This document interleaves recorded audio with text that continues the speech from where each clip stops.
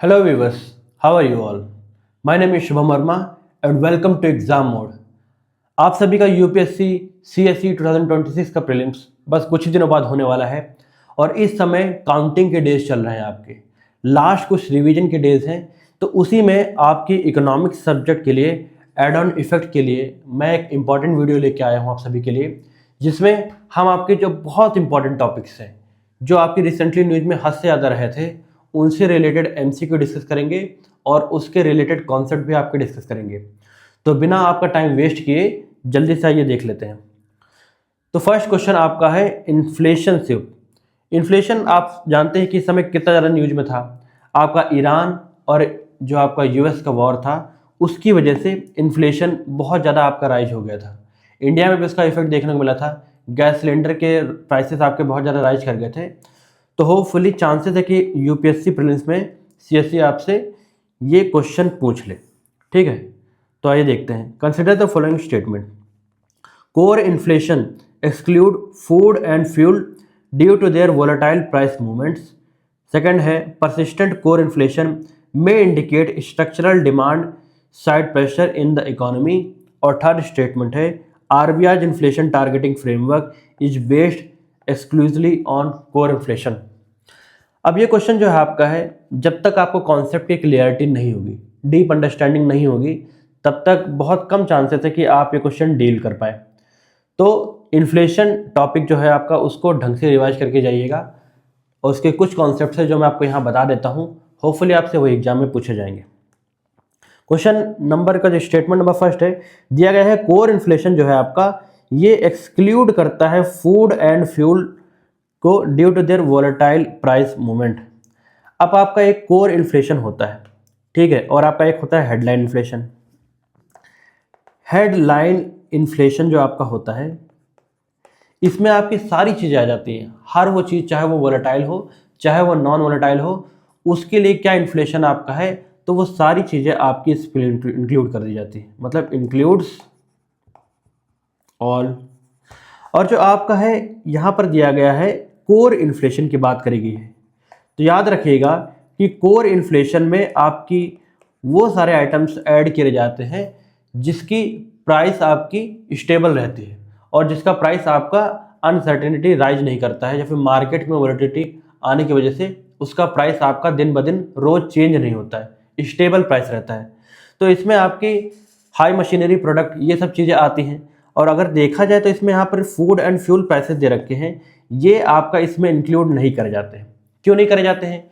क्योंकि ये आपके कई फैक्टर पे डिपेंड करते हैं, जिसकी वजह से ये टाइम टू टाइम आपका चेंज होता रहता है। जैसे कि मान के चले कि मानसून आपका खराब हो गया तो इसकी वजह से क्या होगा कि आपकी फसल खराब हो जाएगी, जिसकी वजह से इनके प्राइसेस बढ़ जाएंगे। आपके फूड के जब फूड के प्राइसेस बढ़ जाएंगे तो ये वोलेटाइल है आपका। मान के चलिए किसी साल अच्छी फसल हो गई तो उसमें आपकी क्या होगी, प्राइस आपके सस्ते हो जाते हैं। तो एक फिक्स्ड प्राइस नहीं रहता है, स्टेबल प्राइस नहीं रहता है, लंबे समय तक अनस्टेबल प्राइस रहता है। इसीलिए कोर इन्फ्लेशन में इसको एक्सक्लूड कर दिया जाता है। किसको? फूड एंड फ्यूल को आपको एक्सक्लूड कर दिया जाता है, क्योंकि इसका प्राइस आपका वोलेटाइल होता है। क्या होता है? वोलेटाइल होता है, सडन आपका चेंज होता रहता है। तो यहाँ पूछा गया है करेक्ट ऑप्शन, तो इसका मतलब फर्स्ट स्टेटमेंट आपकी बिल्कुल करेक्ट है। सेकेंड स्टेटमेंट में कहा गया है परसिस्टेंट कोर इन्फ्लेशन में indicate structural demand side pressure in the economy. मान के जरिए आपकी कोर इन्फ्लेशन में जितने भी आपके आइटम्स आते हैं उनका प्राइस आपका चेंज हो रहा है, मतलब कि महंगाई बढ़ रही है। तो इसका मतलब है कि कुछ ना कुछ आपके जो स्ट्रक्चरल चेंजेस करे जाने चाहिए आपके स्ट्रक्चर में, ताकि उसके प्राइस को स्टेबल कर सके। स्ट्रक्चरल कुछ फॉल्ट आ रहा है जिसकी वजह से उसका प्राइस हमेशा आपका बढ़ रहा है। ये डिमांड साइड प्रेशर जो आपका होता है ये स्ट्रक्चरल चेंज की वजह से कई बार होता है, जिसकी वजह से आपका कोर इन्फ्लेशन भी आपका दिखाई पड़ता है। अब स्ट्रक्चरल में आप क्या हो सकता है कि मान के चलिए क्या होता है कि रॉ मटेरियल की जो कॉस्ट होती है वो साल भर साल आपकी बढ़ती जा रही है, साल दर साल आपकी बढ़ती जा रही है। ये किस लिए बढ़ती जा रही है? मान के चलिए कोई फैक्ट्री है, वो आपका क्या बनाती है, कुछ बनाती है जिसके लिए आपका जो उसके रॉ मटेरियल रखने के लिए एक वेयर हाउस है। अगर वेयर हाउस में मान के चलिए चिलर की ज़रूरत पड़ती है और वो चिलर आपका सही टाइम पे इसलिए नहीं काम कर पा रहा है क्योंकि आपकी बिजली जो आपूर्ति है या फिर आपके जो इलेक्ट्रिसिटी कनेक्शन है या फिर इलेक्ट्रिसिटी सप्लाई है वो प्रॉपर नहीं हो पा रही है, तो ये स्ट्रक्चरल फेलियर को दिखाती है। भाई जब इलेक्ट्रिसिटी सप्लाई आपकी नहीं होगी तो ऑटोमेटिकली आपकी जो प्रोडक्शन पे हैम्पर करेगा, और साल दर साल ये होता रहेगा तो ये लंबे समय की प्रॉब्लम हो जाएगी। तो ये स्ट्रक्चरल प्रॉब्लम है। तो यहाँ पर लिखा गया है परसिस्टेंट कोर इन्फ्लेशन में indicate structural demand side pressure in the economy. बिल्कुल करेक्ट है आपका। थर्ड स्टेटमेंट कहता है RBI inflation targeting framework is based exclusively on core inflation. अब ये चीज़ आपका यहाँ पर गलत है। यहाँ पर लिखा गया है कि आरबीआई का जो आपका इन्फ्लेशन टारगेटिंग मैकेनिज्म है उसमें सिर्फ और सिर्फ आपका कोर इन्फ्लेशन की बात करी जाती है। उसमें कोर इन्फ्लेशन की बात आपकी नहीं करी जाती, बल्कि साथ साथ में आपके कंज्यूमर प्राइस इंडेक्स का inflation, wholesale price index का इन्फ्लेशन, ओवरऑल आपका हेडलाइन इन्फ्लेशन, हर चीज़ की बात आपकी करी जाती है इन्फ्लेशन टारगेटिंग में। ये याद रखिएगा, ठीक है। आपका इन्फ्लेशन का टारगेट रखा गया है 2 to 6% के आसपास। आपका इन्फ्लेशन अगर रहता है तो ये इन्फ्लेशन स्टेबल माना जाता है। इससे ऊपर से कम जाता है तब वो अनस्टेबल माना जाता है। तो अकेले आपके कोर इन्फ्लेशन पर डिपेंड नहीं करता है। तो ये स्टेटमेंट आपकी गलत हो जाती है। ऊपर की दो आपकी करेक्ट है। तो पूछा गया है which how many of the above statements are correct, तो ओनली 2 स्टेटमेंट्स आर करेक्ट। ऊपर की 2 स्टेटमेंट आपकी करेक्ट है। अब इन्फ्लेशन में आपके लिए क्या क्या इंपॉर्टेंट टॉपिक हो जाते हैं, इसमें आपको इन्फ्लेशन की टारगेटिंग, सीपीआई, डब्ल्यूपीआई, ये सब चीज़ें आप बिल्कुल एक तरीके से जान लीजिए। और कोर इन्फ्लेशन में कौन कौन से आपके आइटम्स इंक्लूड करे जाते हैं, मोटा मोटा उनके बारे में जरूर आपको पता होना चाहिए। ये सब चीज़ एग्जाम में इस बार पूछ सकता है आपके। तो नेक्स्ट क्वेश्चन की ओर चलते हैं। अपना जो अगले क्वेश्चन है वो इंडियाज फिस्कल इंडिकेटर्स के ऊपर क्वेश्चन है। देखिए आप, consider the following with reference to India's fiscal indicators. Revenue deficit indicates that the government current expenditure exceeds its current receipt, और primary deficit exclude interest payment obligation from fiscal deficit. A fiscal deficit necessarily implies a revenue deficit. अब first statement में कहा गया है कि जो आपका revenue deficit है ये इंडिकेट करता है कि गवर्नमेंट का जो करंट एक्सपेंडिचर है वो करंट रिसीट को पार कर रहा है। तो यही आपका फॉर्मूला भी होता है। रेवेन्यू डेफिसिट का आपका फॉर्मूला होता है कि आपका जो करंट एक्सपेंडिचर है ये आपका करंट रिसीट से ज़्यादा है आपका, ठीक है। रेवेन्यू एक्सपेंडिचर आपका रेवेन्यू रिसीट से ज़्यादा है। जितना पैसा सरकार को मिल रहा है उससे ज़्यादा वो खर्चा कर रही है, तो ये इंडिकेट करता है आपके रेवेन्यू डेफिसिट को। तो ये स्टेटमेंट बिल्कुल सही कही गई है। अब होपफुली आपको पता होगा कि रेवेन्यू डेफिसिट और या फिर रेवेन्यू एक्सपेंडिचर और कैपिटल एक्सपेंडिचर के बीच में अंतर क्या होता है।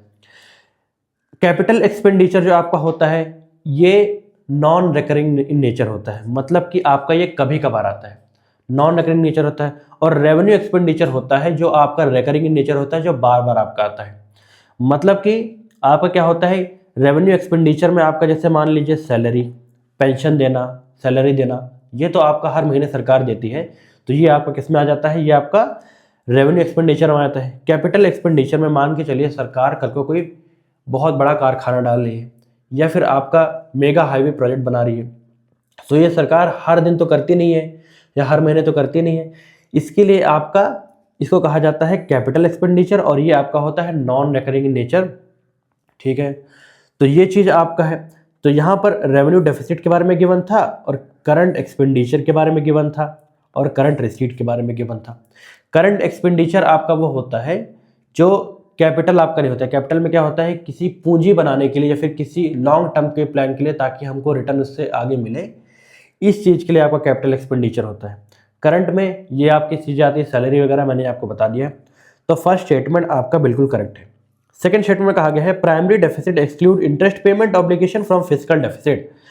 अब प्राइमरी डेफिसिट का जो आपका फॉर्मूला होता है, प्राइमरी डेफिसिट ये आपका होता है कि fiscal deficit minus interest payment, ठीक है। प्राइमरी डेफिसिट बेसिकली आपको इसलिए लाया गया ताकि अगर हम इंटरेस्ट पेमेंट का जो बर्डन है वो अगर रिमूव कर दें तो हमारे पास कितना डेफिसिट बचेगा, मतलब फिस्कल डेफिसिट आपका कितना बचेगा अगर हम इंटरेस्ट पेमेंट को रिमूव कर दें। इस चीज़ को पता करने के लिए आपको प्राइमरी डेफिसिट का फॉर्मूला लाया गया है। इससे हमें यह पता चल जाता है कि इंटरेस्ट पेमेंट का बर्डन हमारे इकोनॉमी पे कितना ज़्यादा है। तो यहाँ पर यह लिखा गया है कि अगर आप प्राइमरी डेफिसिट में कम फॉर्मूला ये होता है कि जब फिजिकल डेफिसिट से इंटरेस्ट पेमेंट को आप रिमूव कर दें।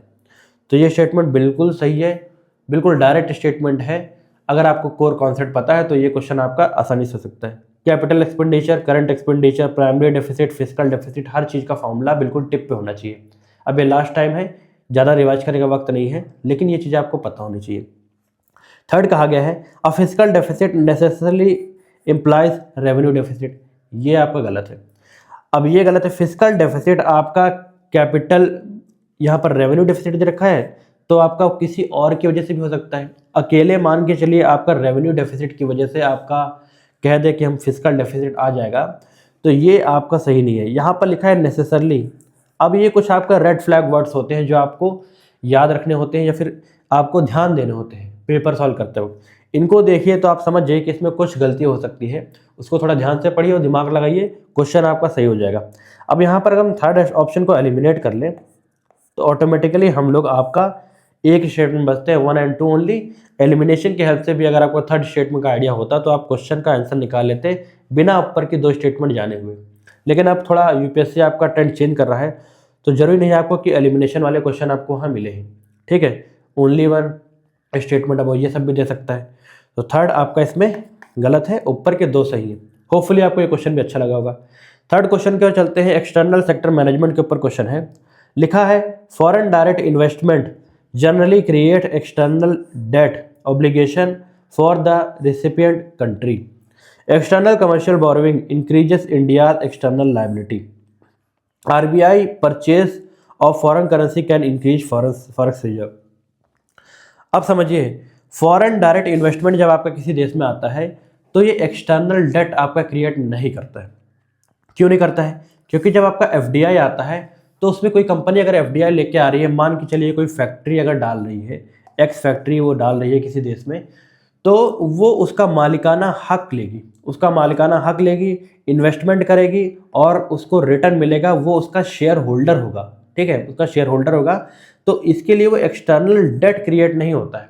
किसी भी रेसिपिएंट कंट्री पे एक्सटर्नल डेट क्रिएट नहीं होता है, क्योंकि वहाँ पर वो इन्वेस्टमेंट पर्पज से आया, वो खुद सोच के आया कि मुझे वहाँ पे इन्वेस्टमेंट करनी है और रिटर्न मुझे मिलेगा, और वो शेयर होल्डर होता है, मतलब कि उस बिजनेस का हकदार होता है। तो इसमें आपका कोई एक्सटर्नल डेट क्रिएट नहीं होता है। फर्स्ट स्टेटमेंट आपकी यहाँ पर गलत हो जाती है, क्योंकि यहाँ लिखा है generally create external debt obligation for the recipient country, गलत है। उसके बाद सेकंड पे चलिए, external commercial borrowing increases India's external liability. भाई एक्सटर्नल कमर्शियल बोरोइंग आपकी 2 तरीके की होती है, एक आपके गवर्नमेंट के द्वारा और एक आपका किसी भी बिजनेस पर्पस के लिए, आपके कमर्शियल पर्पस के लिए आपके जो बिजनेस ओनर्स होते हैं वो आपका लेते हैं। तो जब एक्सटर्नल कमर्शियल बोरोइंग ज़्यादा होगी तो इसका मतलब है कि आपके देश में आपको डॉलर ज़्यादा आप मंगा रहे हैं, डॉलर ज़्यादा मंगा रहे हैं, और इससे क्या हो रहा है कि आप मान के चलिए कल को आपका रुपया गिर जाता है, रुपया आपका मान के चलिए गिर जाता है तो आपको ज़्यादा रुपए खर्च करने पड़ेंगे। वही डॉलर मान के चलिए आपने $100 खरीदे थे, एक एग्जांपल ले रहा हूँ, $100 मान के चलिए 100 रुपये में खरीदे थे, एग्जांपल ले रहा हूँ। आज मान के चलिए कल आपको लौटाने पड़े वही $100, और अब आपके $1 हो गया है 110 रुपये के बराबर, 110 रुपये के बराबर। तो अब आपको 110 रुपये खर्च करने पड़ेंगे वही $100 खर्च करने के लिए। इसका मतलब है एक्सटर्नल लायबिलिटी आप पे बढ़ रही है दिन ब दिन अगर आपका रुपया गिर रहा है। तो यहाँ पर लिखा गया external commercial borrowing increases India's external liability. भाई ऑब्वियस सी बात, एक्सटर्नल लायबिलिटी आपकी बढ़ेगी अगर आप विदेशों से कर्जा लेंगे तो ये चीज़ आपकी बिल्कुल करेक्ट है। थर्ड स्टेटमेंट कहा गया है RBI purchase of foreign currency can increase forex reserve. Simple सी बात है, अगर फॉरेन करेंसी आपकी आरबीआई अगर परचेज कर रही है तो ऑब्वियस सी बात है कि आपके फॉरेक्स रिजर्व को ये बढ़ाएगी, ठीक है, फॉरेक्स रिजर्व को आपको बढ़ाएगी। तो मैं अगर आपसे पूछूं कि इस समय हमारे इंडिया का फॉरेक्स रिजर्व कितना है, तो कमेंट सेक्शन में बताइए इंडिया का फॉरेक्स रिजर्व इस समय हाल ही में कितना है, ठीक है। तो इस क्वेश्चन का सही आंसर है आपका ओनली 2। ऊपर नीचे की 2 स्टेटमेंट आपकी सही है, ऊपर वाली आपकी गलत है। एफडीआई थोड़ा याद रखिएगा, एफबीआई, एफपीआई, ये सब चीज़ें आपके एग्जाम में पूछी जाती हैं, तो ये चीज़ें याद रखनी है।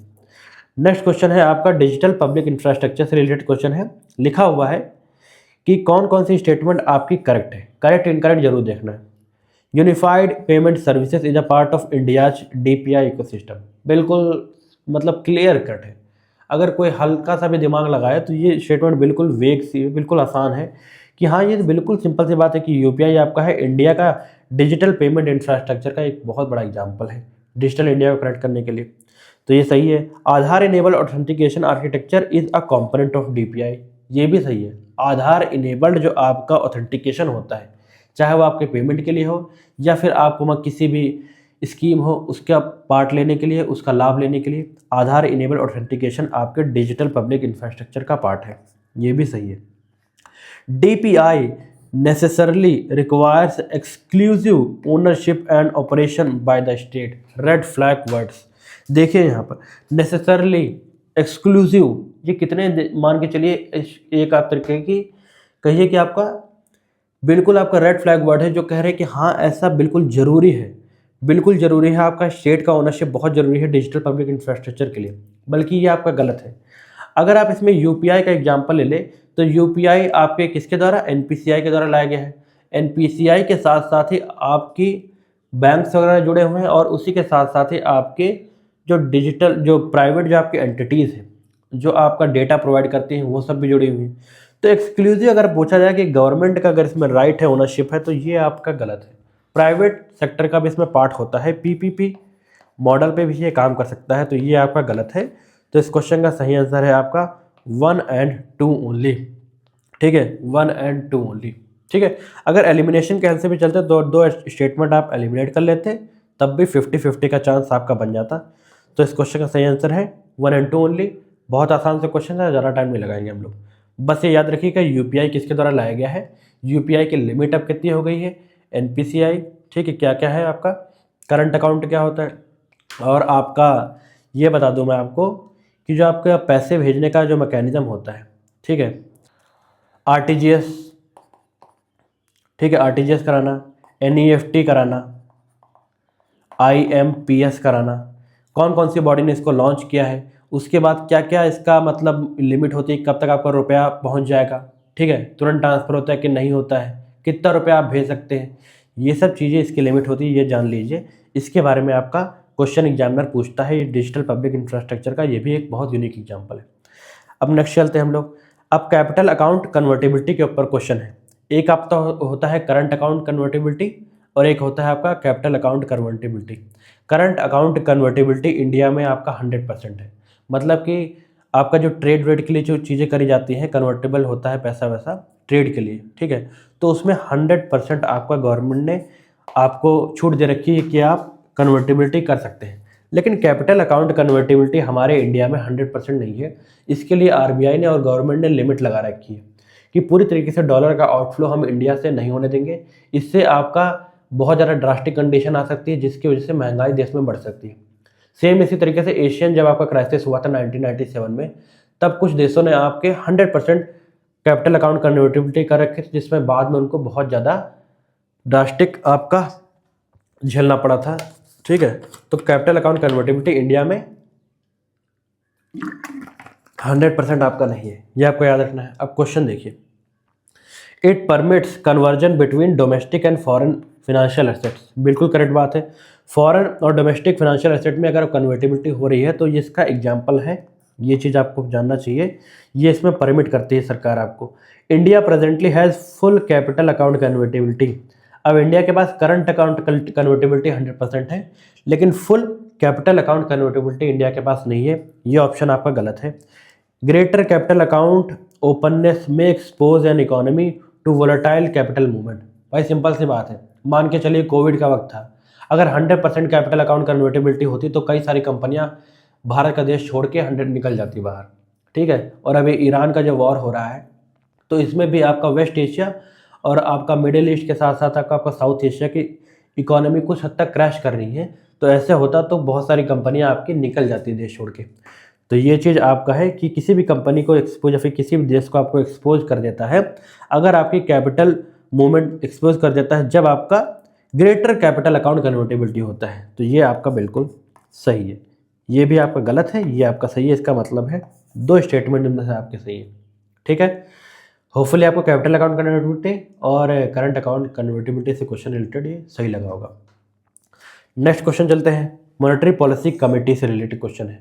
अब मॉनेटरी पॉलिसी कमेटी में होते हैं आपके 6 मेंबर, पहले समझिए 6 मेंबर होते हैं, 3 मेंबर फ्रॉम आरबीआई और 3 जो आपके होते हैं ये गवर्नमेंट के हिसाब से अपॉइंट करे जाते हैं, जो एक्सपर्ट आपके होते हैं पैनल में। अब ये 6 होते हैं, इसमें क्या होता है कि मान के चलिए एक आपके होते हैं आरबीआई के गवर्नर, ठीक है, और 2 आपके होते हैं अदर जो ऑफिसर्स होते हैं आरबीआई के, वो आपके डिप्टी गवर्नर भी हो सकते हैं, लेकिन जरूरी नहीं डिप्टी गवर्नर हो ही, ठीक। अब 6 हो गए। अब इसमें ये समझिए कि इन 3 में से अगर कोई मुद्दा है, मान के चलिए कोई 1 लाख का प्रपोजल लाया गया है जिसमें वोटिंग होती है, तो 3 लोगों का आपके मत आए हैं, 3 लोग का आपके मत आए हैं, तो उसमें से अगर टाई हो जाता है तो आपका जो आरबीआई गवर्नर जिस साइड होगा, आरबीआई गवर्नर आपका जहां बोल देगा जो चीज़, वो चीज़ आपकी मानी जाएगी, मतलब वो चीज़ आपका प्रपोजल पास हो सकता है। अब यहाँ पर एक कैच है, कैच आपका ये है कि क्या अगर पूछा जाए एग्जाम में कि आपके पास यहाँ लिखा हुआ है गवर्नर एक्सरसाइज अ कास्टिंग वोट, अगर आपका टाई होता है तो ये चीज़ आपका सही है, लेकिन यहाँ पर कास्टिंग वोट की जगह आपका वीटो पावर लिखा होता तो क्या ऑप्शन आपका सही होता? वीटो पावर आपकी वो पावर होती है कि मान के चलिए 6 में से आपका 5 लोग आपके अगेंस्ट होते और आरबीआई गवर्नर अकेला आपके कहता कि हाँ ये आपका प्रपोजल पास होना चाहिए, तो वीटो पावर में ये होता है कि बाकी चाहे कोई कुछ भी कहे, हम जो कहेंगे वही माना जाएगा। जैसे कि आपके यूएन में वीटो पावर होती है आपके जो 5 परमानेंट मेंबर्स होते हैं उनकी, ठीक है। तो इस तरीके से उनमें से अगर एक भी बंदा आपका किसी भी प्रपोजल के अगेंस्ट हो जाए तो वो आपका भंग हो जाता है आपका प्रपोजल। तो इसी तरीके से आपका ये भी होता है वीटो पावर। वीटो पावर होता तो मॉनेटरी पॉलिसी कमेटी में हमेशा आपके आरबीआई का ही राज चलता, किसका? आरबीआई के गवर्नर का। तो यहाँ पर लिखा गया है कास्टिंग पावर होती है, याद रखिएगा, वीटो पावर आपकी नहीं होती है गवर्नर के पास, ठीक है। अब पढ़ते हैं मेन चीज, RBI governor chair the MPC, obvious सी बात है ये सही है। सेकंड में कहा गया है कास्टिंग वोट होता है उसके पास, ये भी बिल्कुल करेक्ट है, लेकिन वीटो पावर नहीं होती है। Monetary policy committee determines cash reserve ratio. अब मॉनेटरी पॉलिसी कमेटी आपका एक्सक्लूसिवली आपका cash reserve ratio monetary policy committee का काम नहीं होता है, ये आपके रिजर्व रेशियो जो आपका रेपो रेट और रिवर्स रेपो रेट होता है उसको डिसाइड करने के लिए आपका लाई जाती है मॉनेटरी पॉलिसी कमेटी।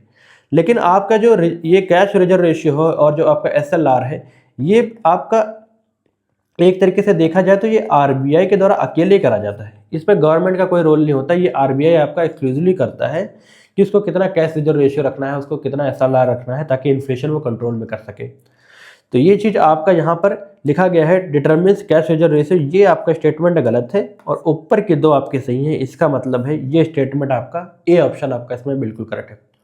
होपफुली आपको इससे रिलेटेड जो भी डाउट होगा वो आप क्लियर हो गया होगा। बेसिक चीज़ याद रखनी है बस, मॉनेटरी पॉलिसी कमेटी में कितने मेंबर होते हैं, कौन चेयरमैन होता है, वीटो पावर, कास्टिंग पावर, ठीक है, ये सब बेसिक चीज़ें याद रखनी है। अब चलते हैं नेक्स्ट क्वेश्चन की ओर, ग्रीन फाइनेंसिंग स्टेटमेंट के ऊपर अपना क्वेश्चन है, green bonds are exclusively sovereign instruments. तो आपके ग्रीन बॉन्ड होते हैं, कहा जाए कि आपके एक्सक्लूसिवली जो आपका लिखा गया है सॉवरेन इंस्ट्रूमेंट होता है, मतलब कि एक्सक्लूसिवली आपके गवर्नमेंट के द्वारा ग्रीन बॉन्ड आपके इशू करे जाते हैं, सॉवरेन का मतलब ये होता है। तो ये आपका गलत है, ग्रीन बॉन्ड आपके किसी आपके प्राइवेट ओनरशिप के द्वारा भी आपका लाया जा सकता है, किसी आपका प्राइवेट के द्वारा, मल्टीलेटरल ऑर्गेनाइजेशन जैसे कि आपका वर्ल्ड बैंक वगैरह, ये भी आपका ग्रीन बॉन्ड इशू करते हैं, ठीक है। तो अब यहाँ पर एक चीज़ समझने वाली है कि आपका बॉन्ड क्या होता है, ये भी आपको जानना पड़ेगा। बॉन्ड और बिल 2 चीज़ होती है।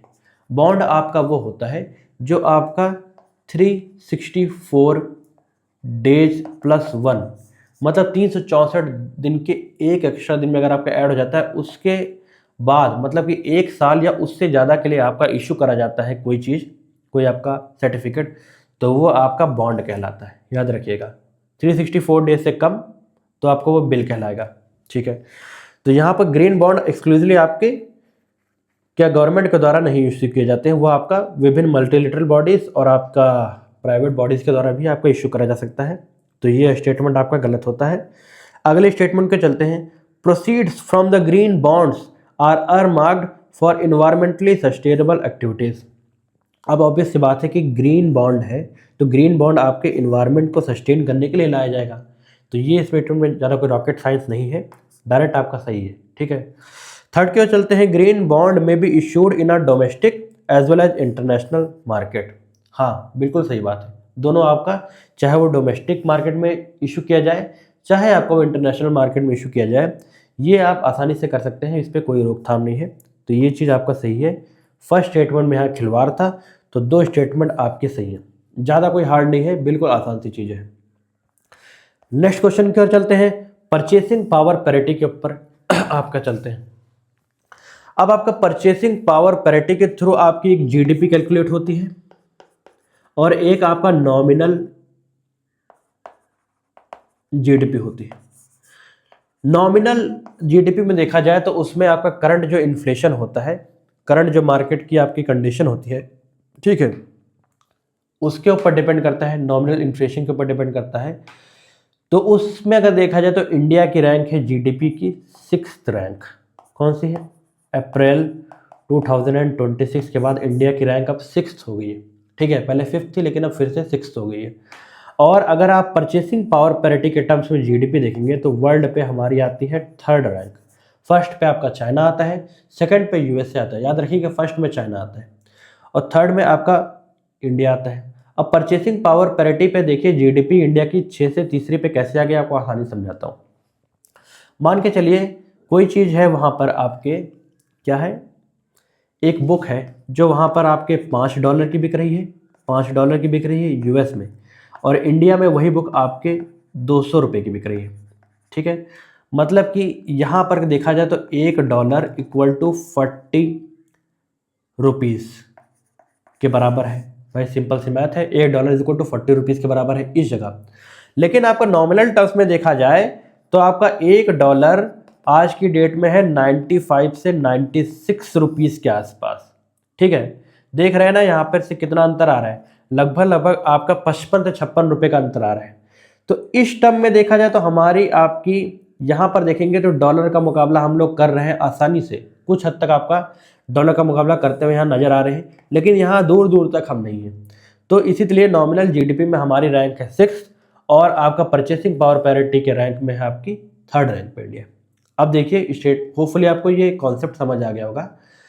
अब देखते हैं परचेसिंग पावर पैरिटी में बेसिकली ये होता है, एक बास्केट रखी जाती है कि मान के चलिए एक बास्केट का, उसको देखते हैं कि उस बास्केट में जो सामान है अगर उसको यूएस में खरीदा जाए तो आपका कितना रुपया खर्चा होगा, इंडिया में खरीदा जाए तो कितना रुपया खर्चा होगा। ये बेसिकली लिविंग स्टैंडर्ड को बताता है आपके विभिन्न कंट्रीज़ को। अब इसके ऊपर क्वेश्चन देखते हैं। It compares currencies based on relative purchasing power. बिल्कुल सही बात है, मैंने आपको समझाया, रिलेटिव परचेसिंग पावर के ऊपर कंपेयर करता है करेंसीज को ये। Purchasing power parity exchange rate are always identical to prevailing market exchange rate. अब प्रिवेलिंग मार्केट का जो एक्सचेंज रेट है वो तो ये है, और अगर आप देखिए मार्केट का एक्सचेंज रेट ये है और देखा जाए आपका कि पीपीपी के टर्म में एक्सचेंज रेट आपका ये है, तो यहाँ पर लिखा है कि ऑलवेज आपका आइडेंटिकल होता है, तो ऑलवेज आपका आइडेंटिकल नहीं होता है फ्रेंड्स। ठीक है, ये चीज़ आपकी गलत है, ऑलवेज आपका आइडेंटिकल नहीं होता है, तो ये स्टेटमेंट गलत है, सेकंड स्टेटमेंट। अब डायरेक्ट आप ऑप्शन पे आइए, सेकंड यहाँ एलिमिनेट, बचते हैं सिर्फ 2, फर्स्ट आपका ऑटोमेटिकली करेक्ट, थर्ड पे काम करते हैं। Purchasing power parity estimates are often used in cross country GDP comparison. Cross country के जीडीपी कंपैरिजन में एक तरीके से आपका परचेसिंग पावर पैरिटी का एस्टिमेट आपका इस्तेमाल किया जाता है। लिखा है ऑफन, अगर यहाँ ऑलवेज लिखा होता तो गलत हो जाता, करा जाता है। परचेसिंग पावर पैरिटी के टर्म में भी करा जाता है, नॉमिनल टर्म में भी जीडीपी आपकी देखी जाती है, तो ये आपका करेक्ट है। यहाँ लिखा है ऑफन, तो बचता है आपका ए स्टेटमेंट, 1 और 3 ओनली आपका करेक्ट है। कॉन्सेप्ट आप याद रखिएगा, होपफुली आपको समझ भी आ गया होगा। अब नेक्स्ट चलते हैं क्वेश्चन की ओर, क्वेश्चन नंबर 9, इसके बाद लास्ट क्वेश्चन होएगा आपका कॉस्ट पुश इन्फ्लेशन फैक्टर के ऊपर। एक आपका होता है डिमांड पुल इन्फ्लेशन, एक आपका होता है cost push inflation. Cost push inflation आपका होता है रॉ मटेरियल अगर आपका महंगा हो रहा है तो जिसकी वजह से क्या होता है आपका, वो कोई भी चीज़ बनाने में आपकी महंगाई आती है, जिसकी वजह से जब कॉस्ट महंगा हो रहा है उसको बनाने में तो ऑटोमेटिकली वो चीज़ आउटपुट जो निकलता है उसका फाइनल रिजल्ट वो भी आपका महंगा होता है। इससे आपका डिमांड से कुछ लेना देना नहीं है कि अगर डिमांड बढ़ रहा है तो वो डिमांड पुल इन्फ्लेशन कहलाता है, जिसमें किसी भी इंसान की अगर डिमांड वस्तु की कोई भी सामान है, मान के चलिए ये आपका माइक है, इसको डिमांड इसकी बढ़ रही है तो ऑटोमेटिकली कंपनी आपका इसका दाम बढ़ा देगी। कंपनी आपका इसका दाम बढ़ा देगी तो ये डिमांड की वजह से हो रहा है। इससे इसके रॉ मटेरियल की महंगाई से कुछ लेना देना आपका नहीं है। ठीक, ये चीज़ आपको याद रखना है। तो इस तरीके के दो आपके होते हैं, cost push inflation, demand pull inflation. Question पढ़िए, कॉस्ट पुश इन्फ्लेशन के ऊपर है। विच ऑफ द फॉलोइंग में directly contribute to cost push inflation. अब करेक्ट आंसर आपको बताना है। Increase in crude oil prices.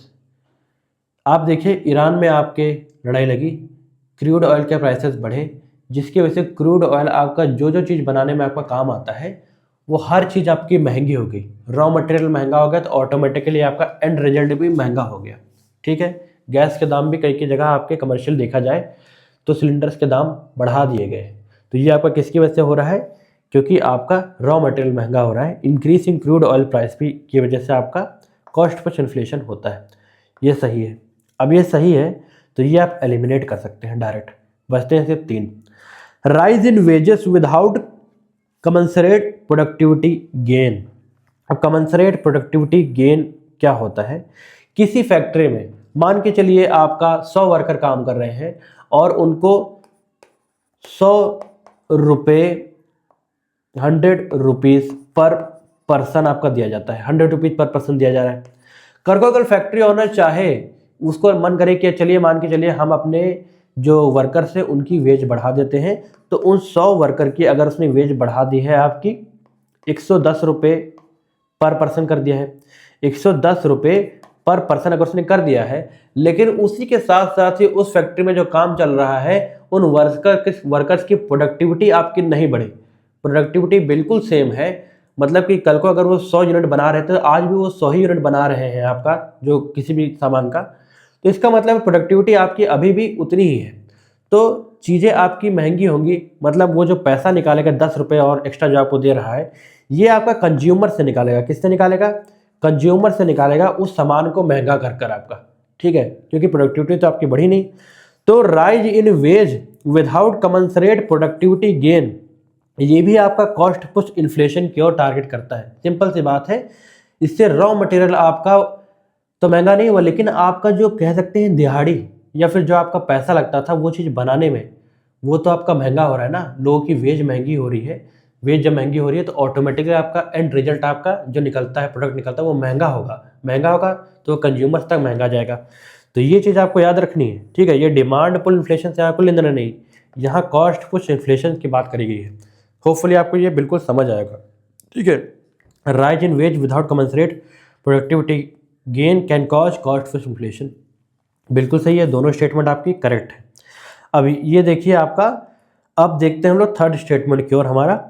Increase in indirect tax on production. अगर इनडायरेक्ट टैक्स जैसे कि आपका जीएसटी वगैरह अगर किसी प्रोडक्शन में रॉ मटेरियल पे अगर बढ़ा दिया जाता है तो ऑटोमेटिकली बात है कि वो रॉ मटेरियल अगर महंगा हो गया है तो आपका एंड रिजल्ट जो होता है, फाइनल प्रोडक्ट होता है, वो भी आपका महंगा होगा। तो जब वो महंगा होगा तो कंज्यूमर्स के लिए आपकी महंगाई बढ़ेगी। तो ये भी आपके कॉस्ट पुश इन्फ्लेशन का एक एग्जाम्पल है। कनेक्ट करिए डॉट्स को। ठीक है, जब तक आप कनेक्टिविटी पावर अपनी नहीं बढ़ाएंगे, कैसे कैसे चीज़ों को रिलेट करा जाता है, तब तक आप क्वेश्चन वहाँ पर डील नहीं कर पाएंगे। डायरेक्ट क्वेश्चन आपसे पूछने से रहा वो, इनडायरेक्ट तरीके से आपसे क्वेश्चन यूपीएससी हर समय फ्रेम करता है। तो इसमें क्या है, थर्ड स्टेटमेंट भी आपका सही है। ठीक है, तो इस तरीके से हमने आपका 10 इंपॉर्टेंट टॉपिक जो आपके यूपीएससी एग्जामिनेशन में आने वाले हैं उसके लिए हमने आपके एक शॉर्ट एमसीक्यू सीरीज की अपनी कंप्लीट कर ली। ऐसे ही मैं आपका ज्योग्राफी से रिलेटेड और इकोनॉमी से एक रिलेटेड आपका और लेके आऊँगा। इसके लिए पॉलिटी भी हम कर लेंगे। ठीक है, हर दिन आपका ऐसे 10-10 में क्वेश्चन डालूंगा, जिसकी वजह से आपकी तैयारी जो हल्का चीज़ें आप लोग लैग कर रहे हैं, जो मेन इंपॉर्टेंट टॉपिक है, उसके डॉट्स आप लोग कनेक्ट कर सकें। ठीक है फ्रेंड्स, तो होपफुली आपको ये वीडियो अच्छी लगी हो। अच्छे से पढ़ते रहिए। इस समय रिवाइज करने का मेन वक्त है। खास चीज़ें रिवाइज कीजिए जो आपने हमेशा से पढ़ते आए हैं, और डाउटफुल वाली चीज़ें हैं उनको जल्दी जल्दी कवर करने की कोशिश करिए। तो इस वीडियो को जरूर लाइक कीजिए, और चैनल पर नए हैं तो चैनल को जरूर सब्सक्राइब कीजिए। मिलते हैं नेक्स्ट वीडियो में। Thanks for watching. जय हिंद, जय भारत।